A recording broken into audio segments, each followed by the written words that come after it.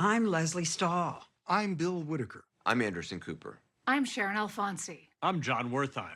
I'm Scott Pelley. Those stories and more tonight on 60 Minutes.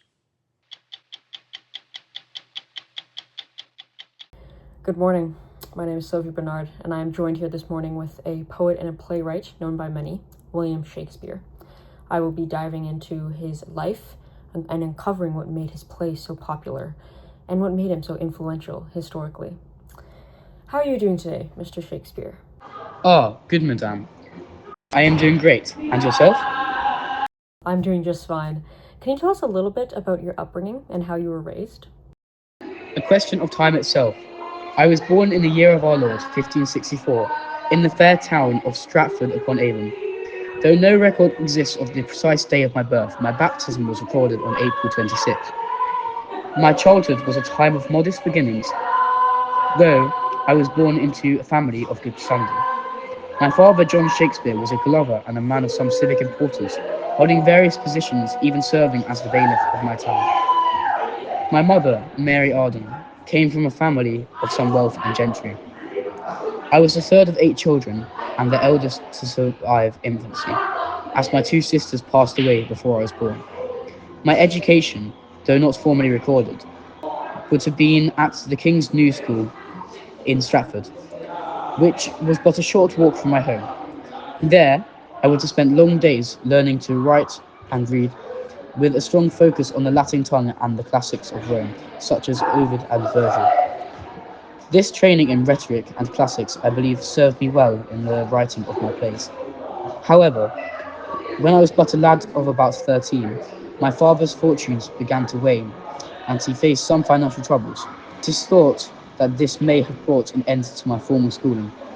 After this, a period of my life, what scholars now call the lost years, passed without a clear record, until I emerged in London as a player and playwright. Very interesting. So you mentioned that you're well educated, but why and how did you get into playwriting? Ah, a question of beginnings. It was in the years between my marriage and my first public notice in London that I began my craft. This period, from the mid-1580s to the early 1590s, is one for which little record remains, a time scholars have since named my lost years. I came to London to seek my fortune and found it not in a trade, but in the clamour of the playhouse. My journey into writing was born of necessity and circumstance. I began my career as a player and actor, but soon found myself putting my own hand into the work of creating the very place we performed. The London stage was a vibrant and hungry thing, a place where a man could make a living by his wits alone.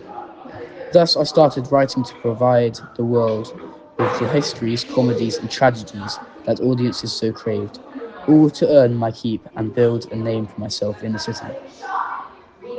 You mentioned London quite a bit. Did the city impact your work in any way?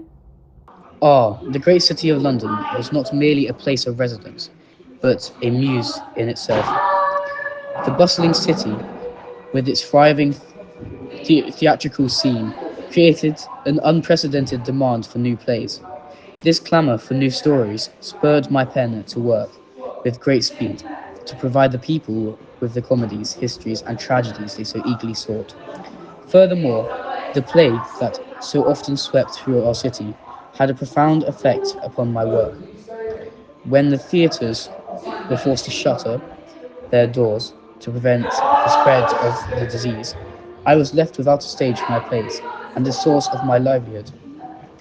It was during these dark times that I turned my mind and hand to writing my long poems, such as Venus and Adonis and The Rape of Luceria. A shift in my craft born directly of that social calamity. I imagine you were quite popular in London. When and why was this? I began to truly gain my renown in the early 1590s.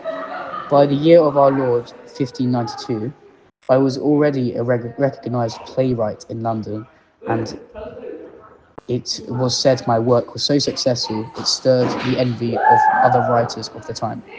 As for the why, I believe it was a happy marriage of my craft and the spirit of the age. London was in a gold age of prosperity, as well as the very nature of London itself. A place where people from every class could mingle in the same playhouse, influenced the very fabric of my plays.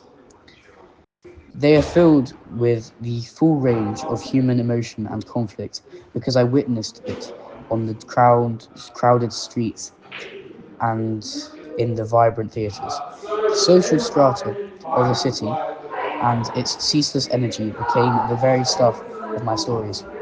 My success was rooted in its fertile and the plays I wrote, be they comedies, histories, or tragedies, appealed to every soul in the audience. They contained a full range of human emotions and conflicts, speaking to the shared heart of the public. Furthermore, by becoming a shareholder in my playing company, the Lord Chamberlain's Men, and later the King's Men, solidified my position and fortune, ensuring my work found a worthy stage for many a year. I can tell that you're passionate about the work that you do, but were you a playwright your whole life? No, I was not. My career as a playwright lasted for some 2 decades, from the early 1590s until about the year 1613. In this time, I wrote my 38 plays, all unique in their own beauty. After that, I retired from the theatre and returned to my house in Stratford upon Avon, where I lived until my death in 1616. It is true, however, that some of my final works were written in collaboration with other playwrights, as was a common practice of the time. At least you spent your life doing what you loved. What happened to your life and your work after you passed? I can only speak to what I am told has come to pass. I am informed that after my final breath, the world continued on a most wondrous thing occurred, which has ensured my works have not been lost to the sands of time. 7 years after I left this mortal coil, my friends and fellow players, John Hemming and Henry Condell, gathered together my plays. They had them printed in a great volume known as the First Folio in the year 1623. This was a most kind and noble act, for without their efforts, many of my works would have surely been lost forever. The volume contained 36 of my plays, and it is through this great work that my words have continued to live and breathe on the stage. My dear wife, Anne, lived on for some years after my passing, and our daughters, Susanna and Judith, outlived her still. However, I am told that the direct line of my family ended with my granddaughter, Elizabeth. Though both my daughters had children, none of them had issues that lived to carry on our name.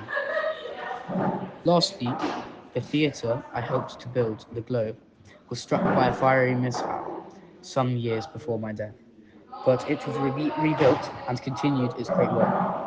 I am told that all the theatres were later closed and my beloved Globe was pulled down, but its memory and my words have carried on to my great and humble wonder.